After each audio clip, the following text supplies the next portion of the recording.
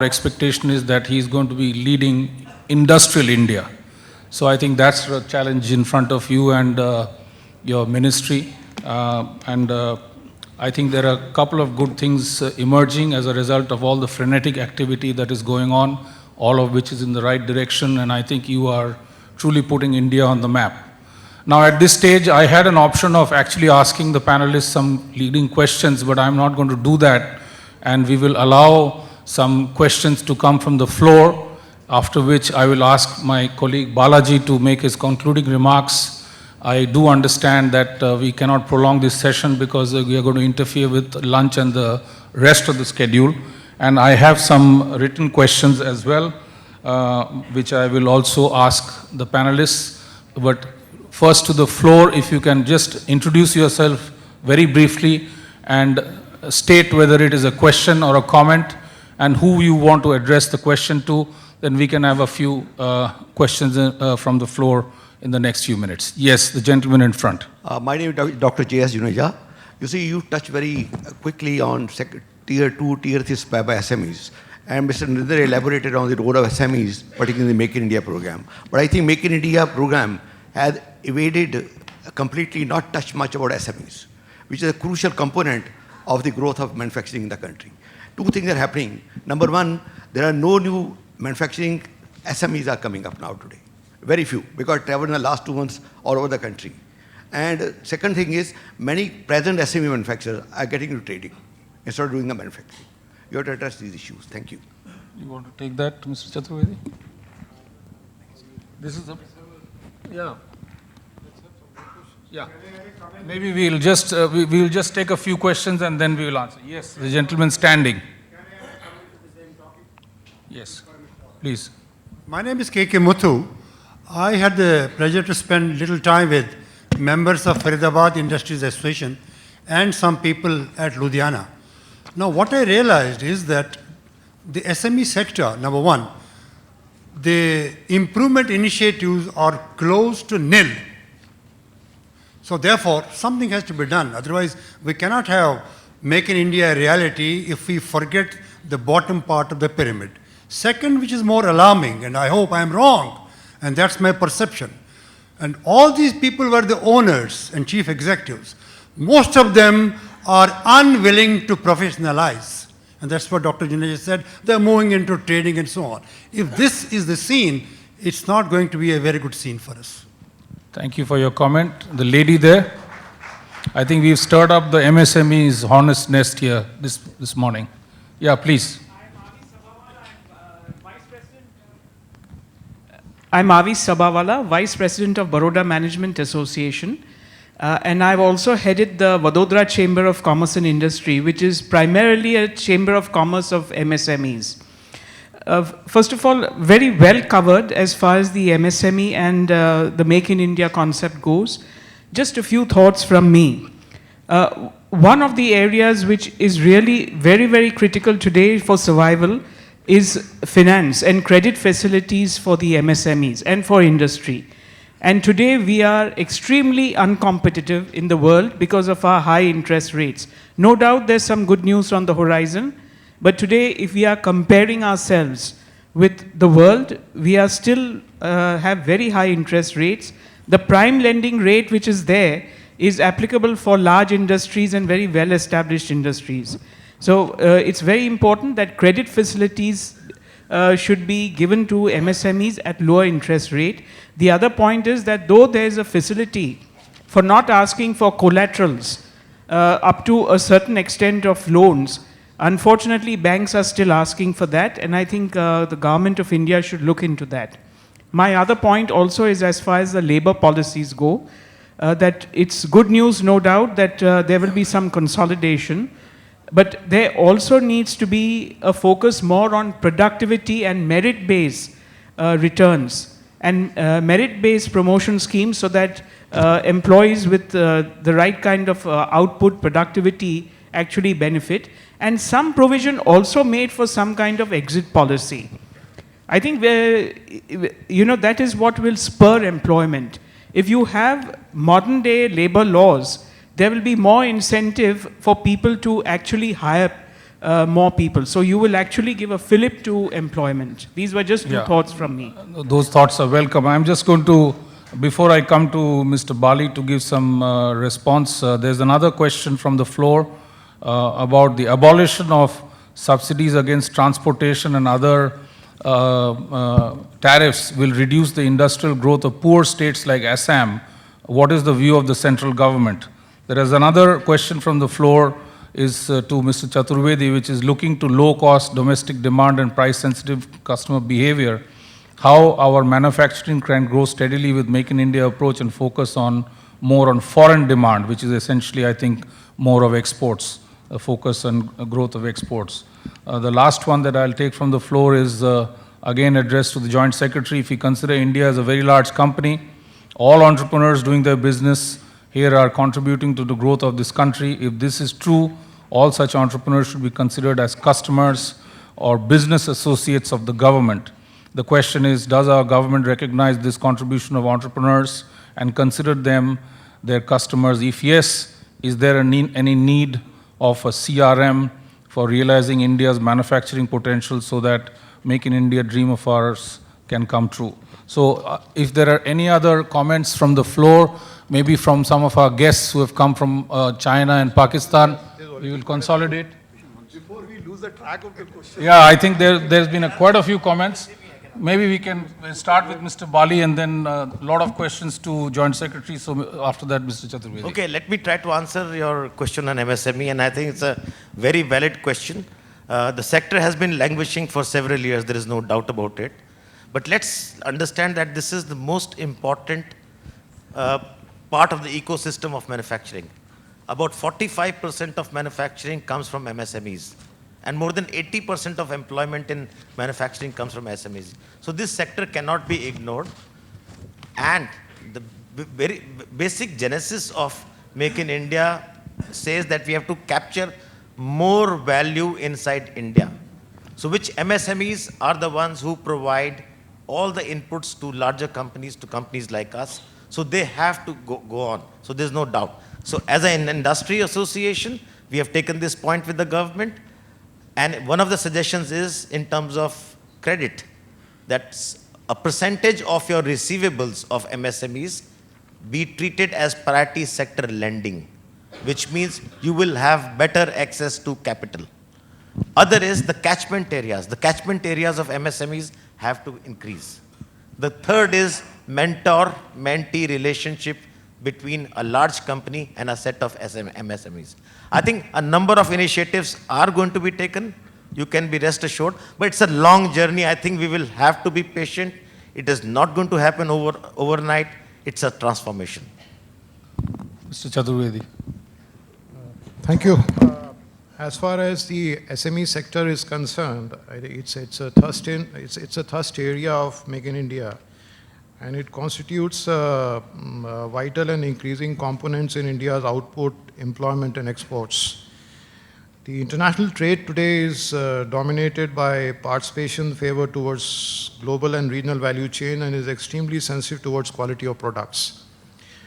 SME sector has immense potential to convert India into a global chain-driven manufacturing hub, as smaller firms are better equipped to utilize their network relationship with local strategic partnership, in particular with multinational subsidiaries, to achieve higher growth. There's some other note I have on this from the MSME department is that the steps taken towards reducing the overall cost of doing business in India and moving towards an online-based self-regulating system is a prerequisite in this regard. And this will help companies of all sizes to slot themselves more easily into global supply chains by reducing their compliance cost. Awareness about the presence of these strategic assignments and how to be a part of them is another area of concern we need to address. And spreading awareness can act as a low-hanging fruit whereby SMEs can themselves adjust to the challenges of being part of a value chain. Government is also playing a crucial role in nurturing a culture of innovation in country, particularly in SMEs. Various schemes around innovation and entrepreneurship that have been recently launched and announced will be of use to SMEs which are trying to be associated with global and regional value chains. This was a note from the MSME department to me, which I just taken before leaving because I had a very short time before actually prepare for this because I was only told in the morning to come. But let me also tell you one more thing which we are trying to do, because as all of you are aware that these so-called Mittelstand companies are the backbone of the German economy, and what we have recently done on 10th of September, we launched an initiative in partnership with these Mittelstand companies, and this is called the Make in India Mittelstand, and this initiative was launched on 10th of September by our embassy in Berlin. And what we are trying to do in this Make in India Mittelstand is that we are trying to target, to begin with, around 50 Mittelstand companies of Germany.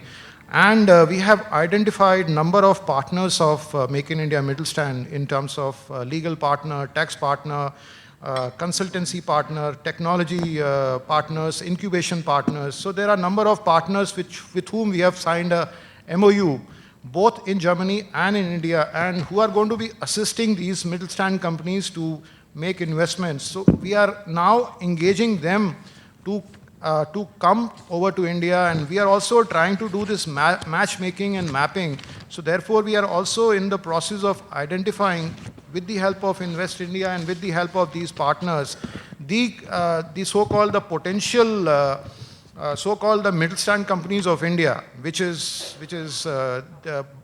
primarily the MSME sector, and to find them and get the investments from the Mittelstand companies of Germany, and do this matchmaking so that we can convert this engagement into commitments in times to come. And the targets or the takeaway which we have kept for next 12 months is to convert at least majority of these 50 companies of Germany to start investing or make an announcement and start the process in that direction. So there are, this sector obviously cannot be ignored by Make in India, and there are a lot of initiatives which are being taken in that regard, and the details, I can get you some more details from the MSME department on what all has been happening. But sorry? Yes. Yeah, so therefore there are number of such initiatives on the anvil.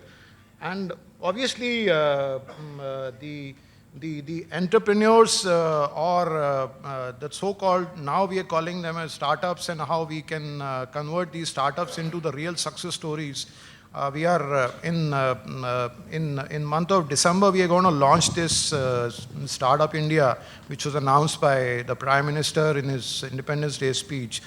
In addition to this, in the second year of Make in India, because we have completed 1 year, and in the first year the target was to make the policy changes at national level and also try changing the ground situation as far as possible on ease of doing business. But in the Make in India, the second year of the Make in India, the target is how we can involve the whole nation into this movement of Make in India, because the time is now or never, because if we miss the story now, we will never get this opportunity. And therefore, what we are trying to now target is that how we can make success out of Startup India and make success out of the Skill India and Digital India. These are the three things which we need to target for next 12 months in Make in India initiative, to a level so that each one of these initiatives become a success story, whether it is Skill India, whether it is Digital India, or whether it is Startup India. And that's what is going to be our target for next 12 months. So next 12 months is all hard work. But as Mr. Bali mentioned, this is Make in India is something which cannot happen in 12 months or 24 months or 36 months. It's an ongoing process, and this process will have to continue for times to come. And it may take 5 years to show you the results of what the efforts have gone into. Though the efforts have started showing in terms of the positivity which is being expressed all over in terms of the investment intentions, but those intentions have to be converted into actual commitments, and that is what our target is. And in addition to this focus on the domestic bit in terms of skilling or in terms of the startups, we are also going for the so-called investor outreach program into the various countries, in terms of like the way we have done it with Germany in terms of Make in India Mittelstand, and similar such initiatives we are taking in number of focus markets across the world, and number of sectors which we have identified, 8 to 10 sectors which we feel are the focus sectors for the time to come. And therefore Therefore, all this is something which we need to focus on to ensure that this whole Make in India initiative becomes success, and we have the takeaways which are all positives at the end of it. Thank you very much. Mr. Narendran, a few quick comments before we ask Balaji to close. So I'll just two brief comments to, in some sense, address the question. One is, and it may surprise all of you, but at least the data that I saw a couple of months back was the MSME sector has actually grown faster than the rest of industry. In fact, if I remember right, it's some 20% or something. But in that's a broad brush. There are many subsegments and one needs to see what is... Sorry? That includes services? Okay. Because the broad level data said... Okay. Second point I wanted to make is, if you look at the SME sector globally, it is always family owned. In fact, the champions are all family owned companies. In fact, the benefit that is seen is that when they are family owned, they take a longer term view. And, but they are world class. It's not that. So I think both can go hand in hand. And when we talk of professionalizing, I would like to say that it is not necessary that ownership has to change. Ownership can be family owned. It can be run by the family. But obviously the ambitions and the aspirations have to be world class. Thank you. I think we are really stretched for time. I'll request my friend Balaji to make a few summary comments as we end. Balaji represents Vodafone and is responsible for the regulatory affairs of Vodafone India. Thank you. Mr. Chaturvedi, Mr. Narendran, Mr. Bali, Tanmay, distinguished delegates. Indeed a privilege for me to try to conclude this very important session. Frankly, the objectives have been made very explicit in terms of increasing jobs by the millions, 15 odd million every year, the need to kind of push GDP, the need to kind of make India a favored destination for capital and technologies. I guess the speakers have presented their views. I'm sure they've inspired you to kind of think about what the challenges and the opportunities are. I won't take too much long to kind of summarize everything that they've said, but I might just pick up a few points. I think Mr. Chaturvedi, it was a privilege listening to you. You spoke about the effort that you and your department is taking in terms of reducing licensing regime, about online clearances, e-ways, moving everything online. Those are fantastic. And the fact that he mentioned about, working with time frames, 98 points on 29th of December, 6 months later taking a mid-course correction, World Bank state competitiveness indexes, are all the indices, are all the things that you are obviously doing the right things to spur, competition to kind of work to make this movement successful. I think, Mr. Narendran, great to hear your perspectives representing, the oldest steel making company with a legacy of being a pioneer. Your focus on dreams to making it happen, point on national imperative, business imperative is great.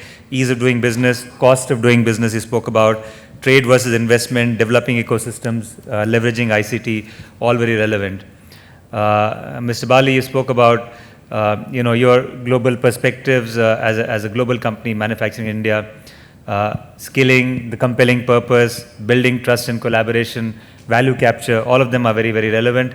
I think the interesting part, and you got a lot of applause from the audience and the delegates, was around made in India and flying in Europe. I think that's fantastic. Tanmay, I think you said the context of the session very well. You started this whole thing about MSME, and I think that energy just got picked up, the focus on key industry sectors, challenges and opportunities. While I thank the distinguished speakers for their presentations, I would really be amiss if I didn't say that the energy I felt from all of you as delegates, and those engaging questions starting from Mr. Juneja and everything else was really, really, it was what made this session exciting. I'm sure we have the next session coming up, but I would just kind of hand it back to the IMA representatives if they can just present mementos to distinguished speakers. Thank you. Thank you very much, Balaji. So, just a quick word before we have mementos for all our distinguished speakers. Thank you very much for participating, past presidents, industry captains, entrepreneurs, delegates, and very especially our foreign delegates from Pakistan and China. Thank you very much for attending this session. Thank you, sir. May I request you all please kindly remain seated with us on the stage. I now take the pleasure of requesting IMA President, Mr. H.M. Nerurkar, to kindly join us on stage and present mementos to our distinguished speakers. We extend our heartfelt thanks to Mr. Tanmay Chakravarti,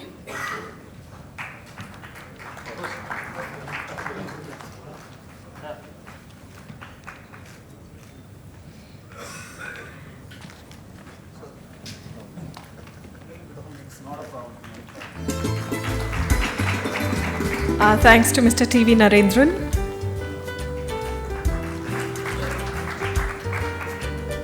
Thanks to Mr. Kamal Bali.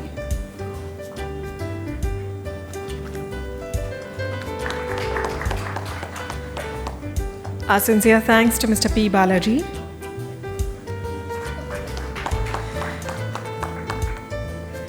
Thank you, Mr. Nerurkar, for joining us on stage to do us the honors. Thank you, Mr. Chaturvedi, for having been here with us and sparing your time. Ladies and gentlemen, may I request you all to please remain seated as we are immediately starting with our next plenary session.